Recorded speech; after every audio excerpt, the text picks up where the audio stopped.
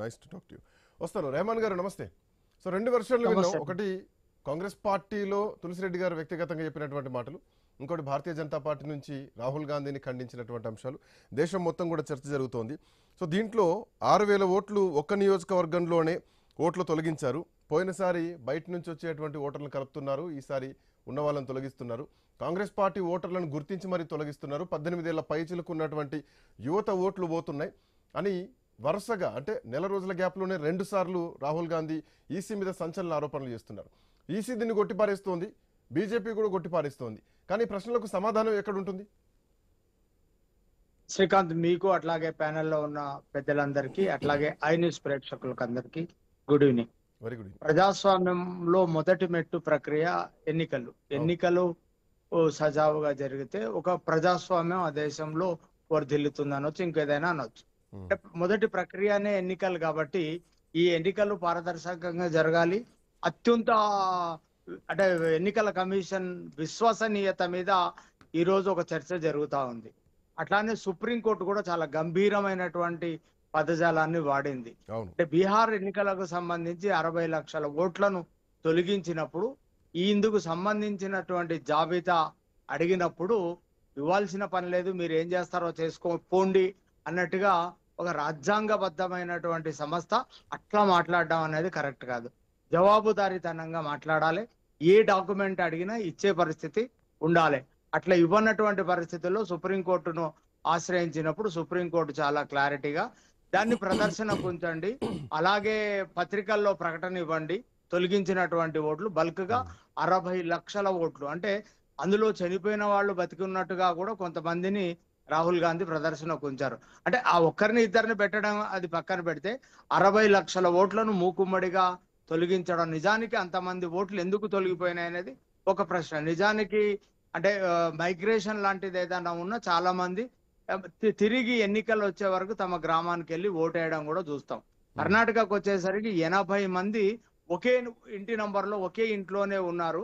అట్లానే ఈ రోజు ఆరోపణ ఏంటంటే ఓట్లు అంటే జాబితాలో ఎలా తొలగిస్తున్నారు, దానికి తొలగించడానికి వాడుతున్నటువంటి విధానం ఏంది అనేటువంటి అంశం పైన ఆయన ఈ రోజు ప్రధానంగా మాట్లాడినట్టుగా మనం చూస్తున్నాం. అదేంటంటే ఫేక్ ఐడి ద్వారా, ఫేక్ ఫోన్ నంబర్ ద్వారా ఓటీపీ లేకుండానే తొలగిస్తున్నారు, సాఫ్ట్వేర్ ను ఉపయోగించి తొలగిస్తున్నారని. అంటే ఎన్నికల సంఘం మీద ఆరోపణలు చేయొచ్చు, ఎన్నికల సంఘం చెప్పాల్సింది ఏంటంటే వాటిపైన మేము విచారణ జరుపుతాం, మీ దగ్గర ఉన్న ఆధారాలు ఏంటో ఇవ్వండి అని చెప్పాలి. అట్లానే కర్ణాటకకు సంబంధించినటువంటి సిఐడి విభాగం వాళ్ళు 18 సార్లు ఎన్నికల కమిషన్ కు ఉత్తరాలు రాస్తే ఇప్పటి వరకు ఒక్కదానికి కూడా రిప్లై ఇవ్వలేదు అనేటువంటి అంశాన్ని కర్ణాటక సిఐడి విభాగం వాళ్ళు చెప్తా ఉన్నారు. అంటే ఎన్నికల కమిషన్ అనేది, ఎన్నికల కమిషన్ ని ప్రతి ఒక్కరూ ప్రశ్నించాలి. ప్రతి రాజకీయ పార్టీ కూడా ఎన్నికల కమిషన్ అంటే అది ఎంత పారదర్శకంగా పనిచేస్తే అంత లాభం. అంటే ఏ రాజకీయ పార్టీ ఎన్నికల కమిషన్ ను ప్రశ్నించినప్పుడు, ఎన్నికల కమిషన్ లోపాలను ఎత్తి చూపినప్పుడు, వ్యవస్థలో ఉన్నటువంటి తప్పులను ఎత్తి చెప్పినప్పుడు దాన్ని వెనకేసుకొని రావాల్సినటువంటి అవసరం లేదు. ప్రశ్నించడము, లేకపోతే అది సమాధానం చెప్పడము, లేకపోతే ఆరోపణలు చేసిన వాళ్ళు రుజువు చేయలేకపోయినప్పుడు దాని మీద మాట్లాడడం అనేది జరుగుతుంది. కానీ ఎన్నికల కమిషన్ ప్రెస్ మీట్ పెట్టి మాట్లాడినటువంటి తీరు చూస్తే అది కూడా ఒక రాజకీయ పార్టీ ప్రతినిధి లాగానే మాట్లాడినట్టుగా కనపడింది. ప్రజాస్వామ్యంలో ఇది వాంఛనీయం కాదు. ఎన్నికల కమిషన్ తను ఒక అంపైర్, తన పైన చాలా, తన భుజాల పైన చాలా పెద్ద బాధ్యత ఉంది. అంటే ఈ దేశంలో ఉన్నటువంటి దరిద్రం ఏంటంటే ఆయా ప్రభుత్వాలు ఆయా ఎన్నికల కమిషన్లను సిఫార్సు చేసి నియమించినప్పుడు తర్వాత తమ ప్రభుభక్తిని చాటుకోవాలనేటువంటి ప్రయత్నాలు రాజ్యాంగబద్ధమైనటువంటి సంస్థలు చేయడం అనేది దురదృష్టకరం. అటాకింగ్ మనం ప్రెస్ మీట్ లో చూస్తే రాహుల్ గాంధీ ఆరోపణలు ఒకవైపు, బీజేపీ ఖండిస్తున్నటువంటి మాటలు ఒకవైపు, ఈసీ ఇస్తున్నటువంటి రియాక్షన్ ఒకవైపు. మాటల్లోనే ఉన్నాయి. దేశానికి ఇప్పుడు ఒక నమ్మకం కావాలి. రాహుల్ గాంధీ కొన్ని ఆధారాలను, ఓటర్లను కూడా తీసుకొచ్చి ఈరోజు మీడియా ముందు, కెమెరా ముందు ప్రదర్శించడం జరిగింది, వాళ్ళతో మాట్లాడించారు. ఇది బీహార్ ఎన్నికల ముందు జరుగుతోంది. గతంలో కూడా మహారాష్ట్రలో, కర్ణాటకలో జరిగినటువంటి ఎన్నికలు, అఫ్కోర్స్ కర్ణాటకలో కాంగ్రెస్ పార్టీ గెలిచిన వాళ్ళు అప్పుడు ఒకవేళ ఈసీ ఏమన్నా మార్పులు చేర్పులు చేయాలనుకుంటే కర్ణాటక మళ్ళీ సెకండ్ టైం కూడా బీజేపీ వచ్చేది. కానీ బీహార్ ఎన్నికల టైంలో ఈ కామెంట్స్ బీహార్లో ఎంతవరకు రాహుల్ గాంధీ కలిసి వస్తాయి? బీహార్లో ఏం జరుగుతుంది అనుకోవచ్చు? అంటే నిజానికి ఎన్నికల కమిషన్ పైన వచ్చే ఆరోపణలే కానివ్వండి, లేకపోతే మిగతా అంశాలు ఓటర్ పైన పెద్ద ప్రభావం ఏం చూపెట్టవు. అంటే ఇది ఒక ఎన్నికల అంశంగా మారుతుందని నేనైతే అనుకోవట్లేదు. ప్రజలు తమ దైనందిన జీవితం, బీహార్లో విపరీతమైనటువంటి వలసలు ఉన్నాయి, అక్కడ ఉన్నటువంటి పేదరికము, లేకపోతే అంటే మనం దేశవ్యాప్తంగా మనం కరోనా సమయంలో చూసాం శ్రీకాంత్. బీహార్ కు అట్లానే వలస జీవులు బొడ్డుతాడు కూడా కత్తరించకుండా భుజం పైన వేసి నడుచుకుంటూ రైలు పట్టాల వెంట వెళ్ళినటువంటి వలస జీవులను చూసాం. ఈ రోజు దక్షిణ భారతదేశం అంతా వచ్చి పనిచేసుకుంటున్న వాళ్ళంతా బీహార్ వాళ్లే.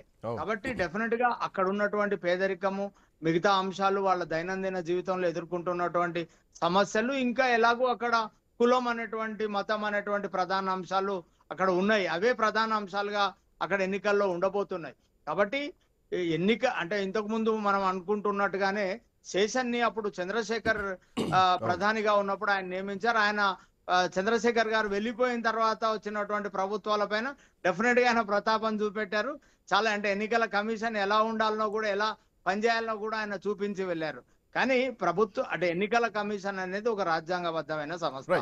అన్ని రాజకీయ పార్టీలకు అది జవాబుదారీగా ఉంటది. ఎన్నికల కమిషన్ ను ఒక రాజకీయ పార్టీ వెనకేసుకొని రావడం, లేకపోతే ఒక రాజకీయ పార్టీ పనిగట్టుకొని ఆరోపణలు చేయడం కరెక్ట్ కాదు. ఏ ఆరోపణ చేసినా దాని వెనుక ఆధారాలు, రుజువులు అన్ని నిరూపించగలిగినటువంటి ఆరోపణలు, లేకపోతే ఒక కన్స్ట్రక్టివ్ క్రిటిసిజం అనేది ప్రజాస్వామ్యంలో వాంఛనీయం. డెఫినెట్ గా దాన్ని మనం స్వాగతించాలి. ఎన్నికల కమిషన్ పై నిర్మాణాత్మకంగా పనిచేయడానికి వచ్చేటువంటి విమర్శల్ని స్వాగతిస్తూ ఎన్నికల కమిషన్ తన సచ్చీలత నిరూపించుకోవాలి. సుప్రీంకోర్టు చేసినటువంటి కామెంట్స్ ను కూడా మనం పరిగణలోకి తీసుకోవాలి. చాలా గంభీరమైనటువంటి కామెంట్స్ కూడా సుప్రీంకోర్టు చెప్పిన తర్వాత మాత్రమే ఆ తొలగించినటువంటి ఓటర్ల జాబితాను ప్రదర్శనకు ఉంచినటువంటి పరిస్థితిని చూసాం. ఇప్పుడు ఐపీ నంబర్లు లేకుండా, ఓటీపీ లేకుండా ఎలా తొలగిస్తున్నారు జాబితాల నుంచి అనేటువంటి అంశమే అటాకింగ్ పాయింట్ ఈ రోజు.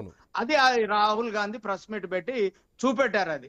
కాబట్టి ఇట్లాంటి లోపభూయిష్టమైనటువంటి అంశాలు ఎన్నికల వ్యవస్థలో ఉండడం అనేది కరెక్ట్ కాదనేది నా అభిప్రాయం. ప్రజాస్వామ్యాన్ని బలోపేతం చేయడం కోసం ఎన్నికల కమిషన్ మరింత సమర్థవంతంగా పనిచేయడం కోసం విమర్శల్ని స్వీకరించడమే ప్రజాస్వామ్యం అనేది నా ఉద్దేశం.